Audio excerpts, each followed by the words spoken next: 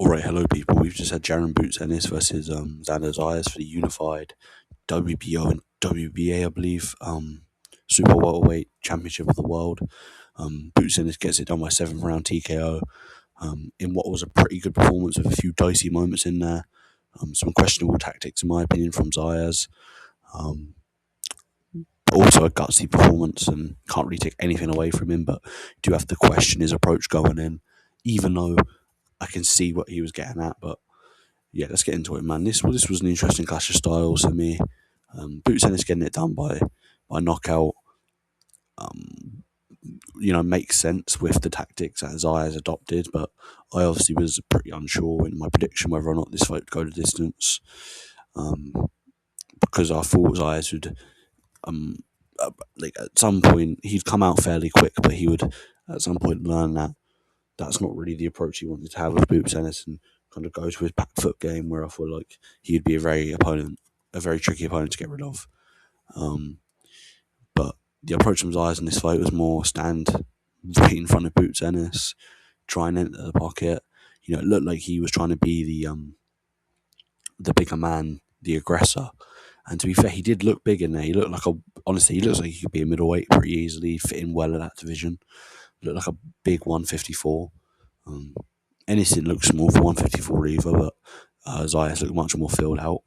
It looked like his approach was to bully Boots, which looks like he did believe the talk of Ennis only being so good at 147 because he was so big, which I feel like the eye test pretty easily shuts that theory down. But it looked like he wanted to try and bully Boots, and in the first round specifically, Boots was really just walking him onto shots, just picking him apart, drop Zayas. It looked like it could have been over from there, really. Like, this is just Ennis' fight. He's got his number completely. He's better than him everywhere.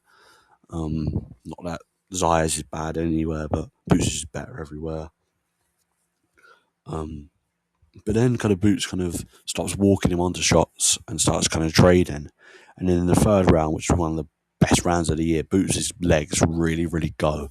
And you don't really like the way he's reacting to punches. And it was a good moment from Zayas early.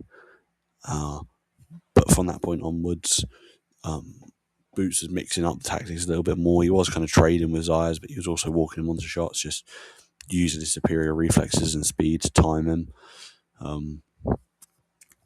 But Zayas was giving it a very game effort, coming forward, just never really quitting on himself. Even when badly hurt, he ended up going down to the canvas 3 times in this fight before it was stopped. And his stock kind of goes up in defeat, right? In a sense, because he's gonna take buckets of experience away from this. He put in a good effort, so there's nothing to be ashamed of. He can have a fresh start in another division. There's a lot of confidence can be taken away from Zayas regarding his future. As for Ennis, we're in the same conundrum we have been with him. He's got good wins, he's got the titles, he's got the skill set, he's got everything he needs. But he just needs that one breakthrough big fight and a good performance within that fight, or a memorable fight or something like that. He just needs that Virgil Ortiz fight. Even a Fundora would be like 50% of the way there, something like that.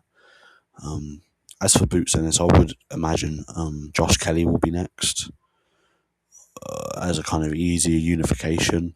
That kind of gives him a leg up in negotiations against Virgil Ortiz if they want to target that fight again. He can say, I've got 3 belts, you've not got 1. Or you've got an interim belt. I think he has a WBC interim belt. And it will give him a leg up in negotiations against Fundora, who would just only have 1 belt. So, I feel like Josh Kelly would be next for Ennis, and that's certainly an interesting one, which I think Ennis would win convincingly, but Josh Kelly can be a tricky opponent, but I do think Ennis would probably get the win over him handedly. I feel like Josh Kelly is a good fighter, but he is lucky to be a world champion, I suppose. He just doesn't seem like a guy who's going to maintain that. He just doesn't seem like a guy who can be very consistent at the top level. There's always moments where he turns off. Josh Kelly kind of switches off and does something silly. And you always question whether or not you can dig down deep, which, Murtazaliev kind of answered that.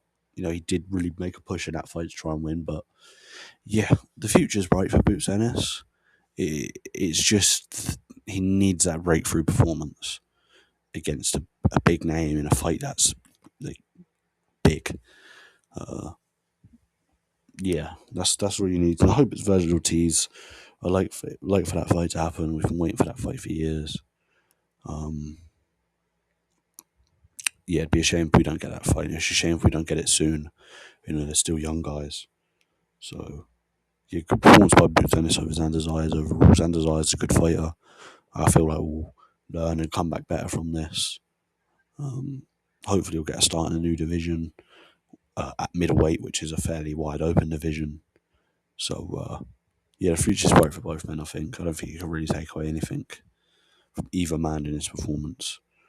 And yeah, it was just questionable game planning from Zayas, to be honest, to stand in front of Boots. One of Zayas' weaknesses is his defense. Does keep his head on the centre of the line. And Boots Ennis' timing, speed, and just distance management as well is another underrated component of Boots' game. He's fairly flat-footed, but he can get up on his toes in moments, and that's just his knowing of the distance and the timing. And yeah, good talent is Boots Ennis. Just needs that breakthrough performance. But yeah, that's about all I've got to say. Thank you for watching. Goodbye.